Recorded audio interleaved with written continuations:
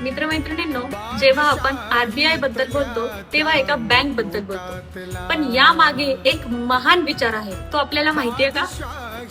जय Bhim. Doctor Babasaheb Ambedkar यांच्या जयंतीनिमित्त प्रेरणादायी विचारांच्या या सिरीज मध्ये मी दीक्षा गायकवाड आपणा सर्वांचं पुन्हा एकदा मनपूर्वक स्वागत करते.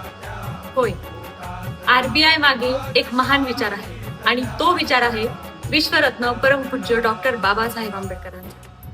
बाबासाहेब आंबेडकर हे फक्त संविधानाचे शिल्पकार नव्हे, तर बाबासाहेब एक दूरदृष्टी असलेले थोर अर्थशास्त्रज्ञ सुद्धा होते.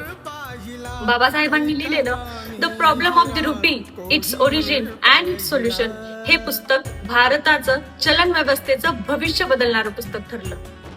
हिल्टन यंग कमिशन या आयोगाने बाबासाहेबांच्या या पुस्तकाच्या विचारांचा अभ्यास केला आणि त्यांच्या मार्गदर्शनातून, त्यांच्या शिफारसीनुसार भारताला एक स्वतंत्र केंद्रीय बँक ची आवश्यकता आहे असे ठरले आणि बाबासाहेबांच्या विचारांवरून 1935 ला आरबीआय ची स्थापना झाली आणि भारताची अर्थव्यवस्था सुरळीत झाली, चलन व्यवस्था मजबूत झाली.